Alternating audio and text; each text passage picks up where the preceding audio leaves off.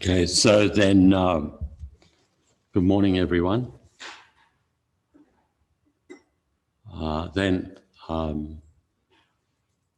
As per normal, when I lead these meditation sessions, the first part, focusing the mind, using the breath, and then we do second part, based around or related to the teachings.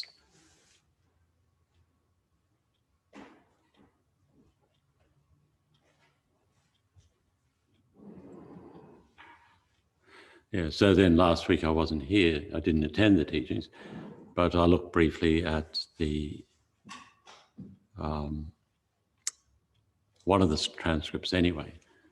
So I got some sort of sense, a little bit anyway, of something that was occurring last week. So then to try to keep the meditation related to at least something of what Geshe-la taught last week. So then just to sit comfortably in a position which is conducive for focusing your mind,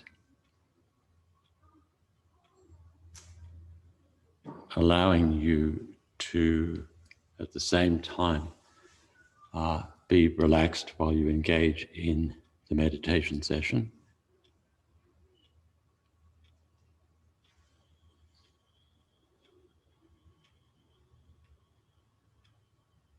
And so then, just to motivate here, the first part of the meditation session, to apply effort for these few minutes to keep the mind focused so as to be able to prepare ourselves for the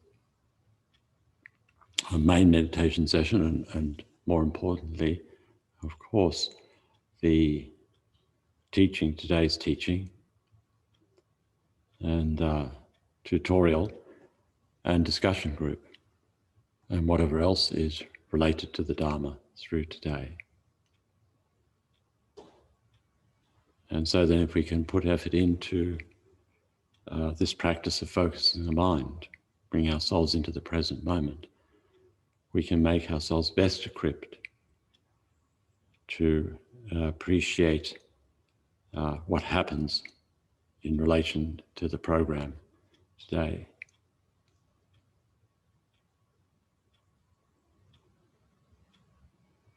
So then, if you have your own method of focusing the mind, then to apply that method. If not, then one way is to observe the sensation of the air coming in through the nostrils and passing back out, and to be aware of that sensation, and as best as possible to maintain an awareness, the sensation of the breath coming in and out, while at the same time diligently observing with alertness the various distractions that may arise, and to note these and not to get caught up in them, not to either try to suppress them or allow them to seize hold of your mind, but just to note and then to gently bring the mind back to the breath. And so then just to continue like this for this part of the meditation session.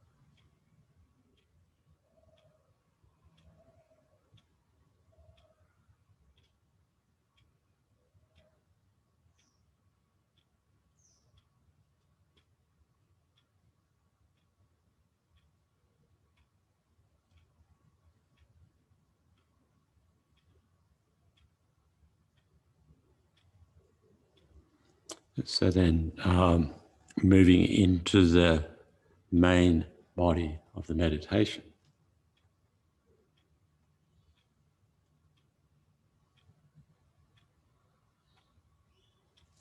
And so then it's probably true to say that for us,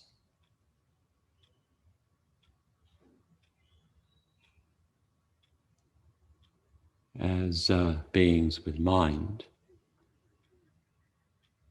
that throughout this life, in this human life, there's been a pervasive sense of a solidly,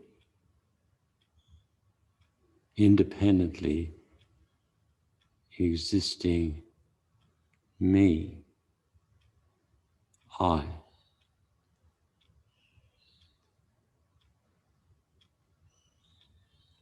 Kind of like I am like this, or I am like that. And very much we're driven by this sense of I that needs to be protected and built up.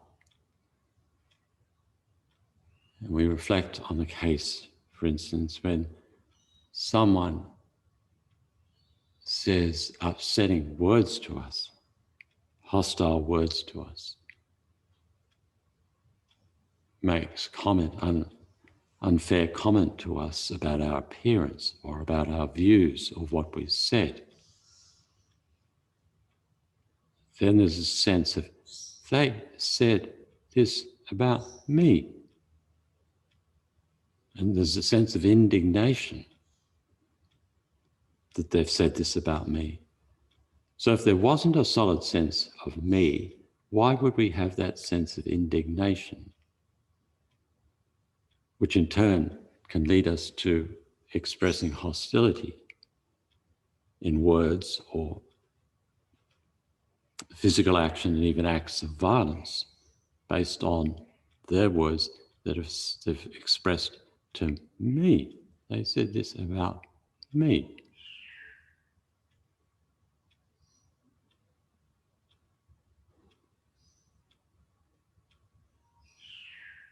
And then at other times, or depending upon individuals, so much effort can be put in, so much effort, so much desperate effort, so much dishonesty even, so much aggression can be put in order to make sure that I am the one who wins. So that I get the recognition, I get the praise. So if there wasn't a solid sense of I, me, that needs to be nurtured and protected and built up, why would we put in such effort? Why would we develop such an anxiety when there was a fear that we weren't able to get what we were seeking to get? Why would we cheat and lie, take advantage of others in order to get what we wanted? That I get the recognition, the praise, the job, or whatever else it is. If it wasn't a sense, a pervasive sense of I, solidly existing, inherently existing without depending upon something else, not arising independence upon other factors, but existing right there.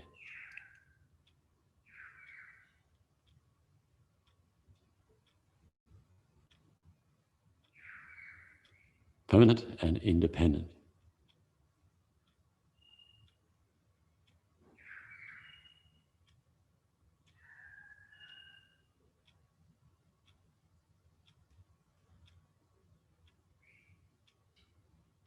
And so if we look at this, we can see it's on the basis of this.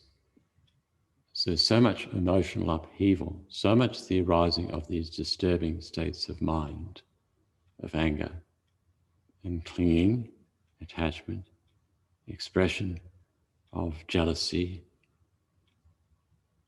and conceited pride, all of which, when they arise, cause pain to our mind, but in addition lead us to create negative actions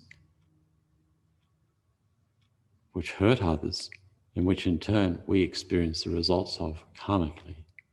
They also lead us to create further habits of the same thing and compound that sense of I that we never question, or throughout our life without getting involved with the Dharma, then we would just continue in this same way.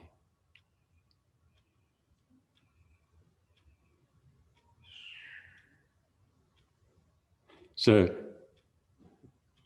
from the Buddhist point of view, really here, this is an extraordinary opportunity each time we examine and check to see if we can in fact find this essentially permanent, independent entity which we label I.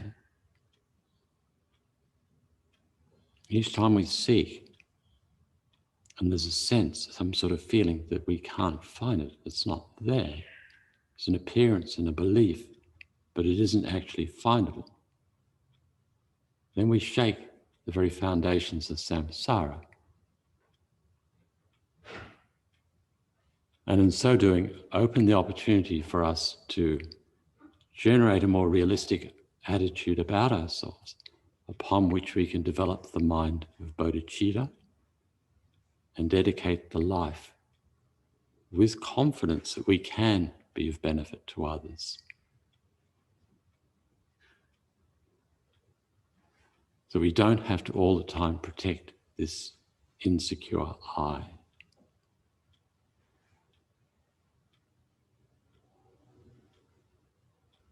So then in this meditation, it's really almost like assuming that all of us at different times in our life, and perhaps it's a pervasive view of ourselves, that we sense that we are a hopeless or an incapable person, a person inclined to failure,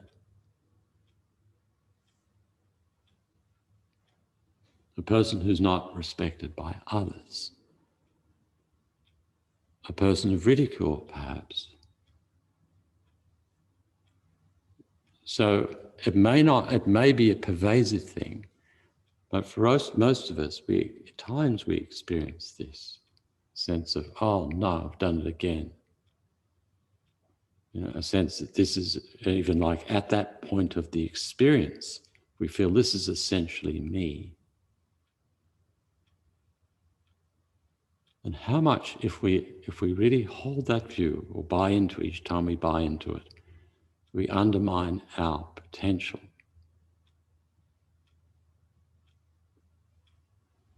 It's almost like we desecrate our potential to attain enlightenment. We obliterate our mind, prevent our mind from seeing our Buddha nature, and thereby prevent us from being able to benefit others.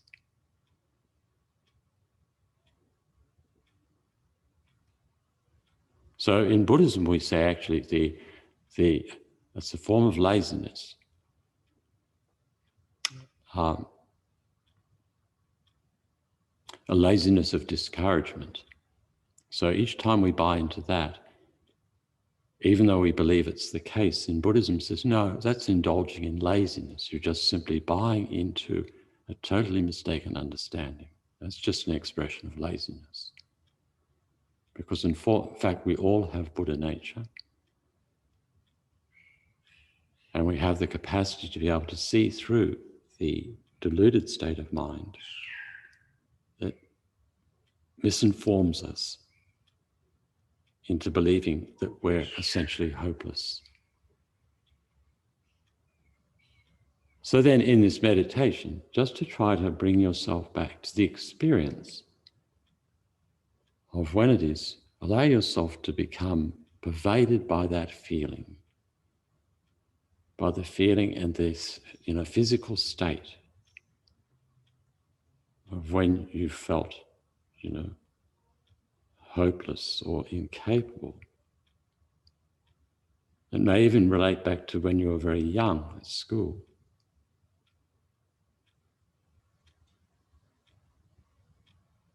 An event where you felt like this, and at a very young age you're feeling that I'm an outsider or whatever else at that point of time. Just to try to bring it clearly to mind, the experience. Again, instead of suppressing it, we normally try to suppress it. We don't want to know about it. But allow ourselves now, right in this moment, to have the experience. Vividly re-experience where it is, or where you've been humiliated or whatever.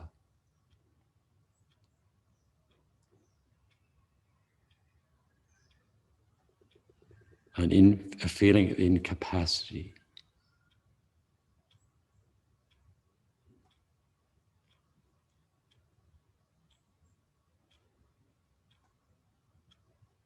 And so let's look to see where we can find this hopeless, incapable, useless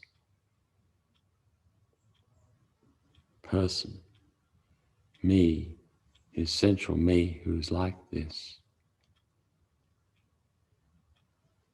And perhaps we can, at that point, we imagine we look into the mirror, and somehow at that time when we're feeling that way, it seems there it is, there's me. We feel so bad that we think we'd like to change the appearance, put makeup on to change the reality of what appears to us, appears at that point as something hopeless in the mirror. But then to look into that appearance, into that face, where existing anywhere within that face is an essentially hopeless being that can't accomplish the benefit of others, can't live a joyful, meaningful life.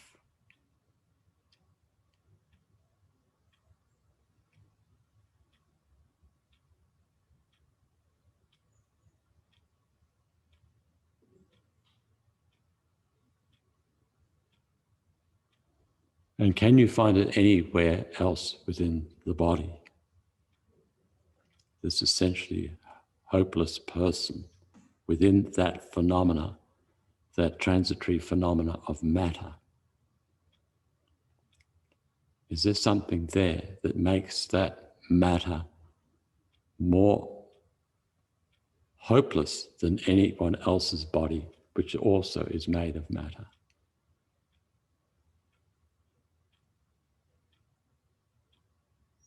And if it's in the brain, whereabouts in the brain is this essentially hopeless, incapable being? The brain is transitory phenomena changing from moment to moment. So can you find this essentially independently existing me, which is hopeless, incapable?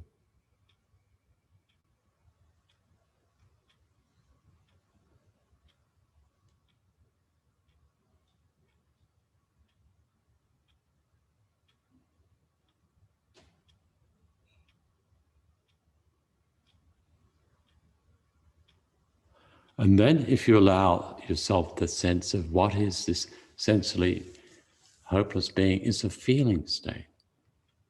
The feeling, re-experience the feeling you have at that time. The feeling of wanting to escape, withdraw, of not seeing people. A feeling of being seen, and that people would see you as hopeless and incapable.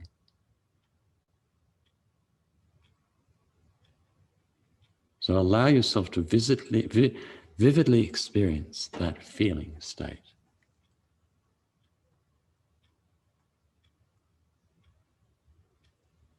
And then to look into it, experience it, try to find where is this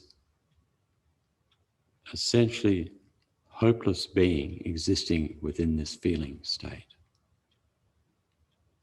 Can you find it anywhere?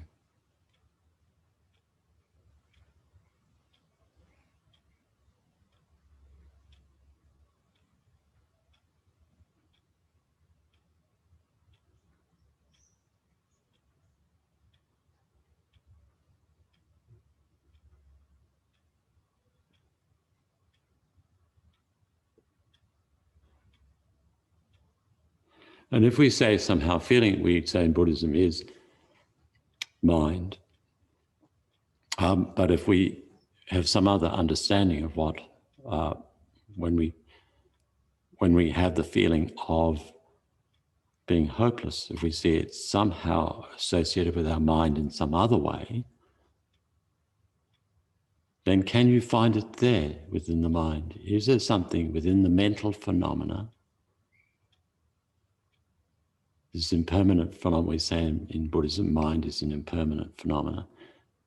But when we look and there's an appearance, if there is an appearance in the mind of me being essentially hopeless, allow that vividly to come to mind.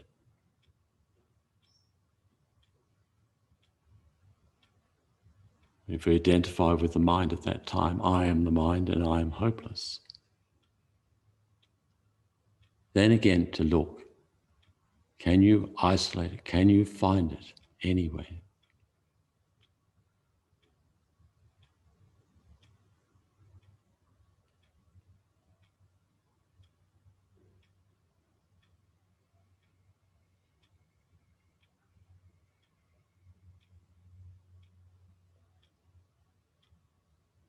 And if we say somehow we experience it as a totality at that time, it's a unity, a one thing, me, I. That's how we feel it is. And that I is the combination of all the factors, the physical body and the feeling and the mind, what other aspects of the mind apart from feeling, all this constitute me as an essentially bad person coming together. That I am that,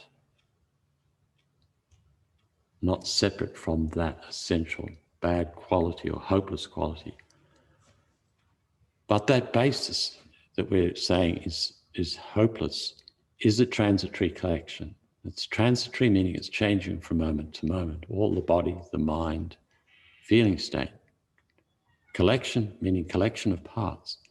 So how can something which is both transitory and a collection be simultaneously one, that is unity, I, one thing, hopeless?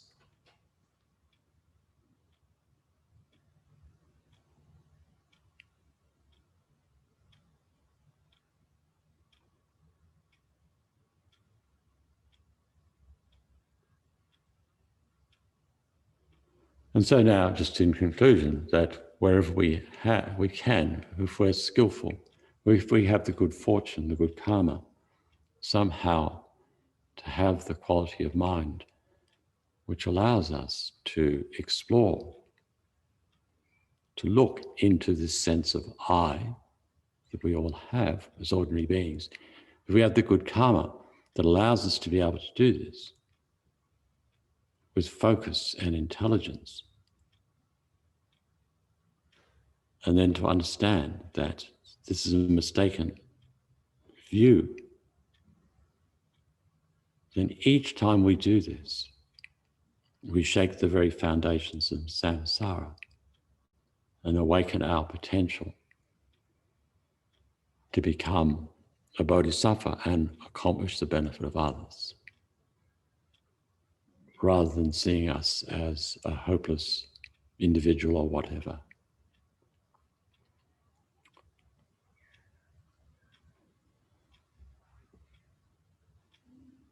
So then to dedicate the positive results, if they've arisen from doing this practice, so that we are actually able to work to change our mind. And then as we listen to the teachings today, to see how those teachings are there as personal instructions for us to be able to accomplish the benefit of others.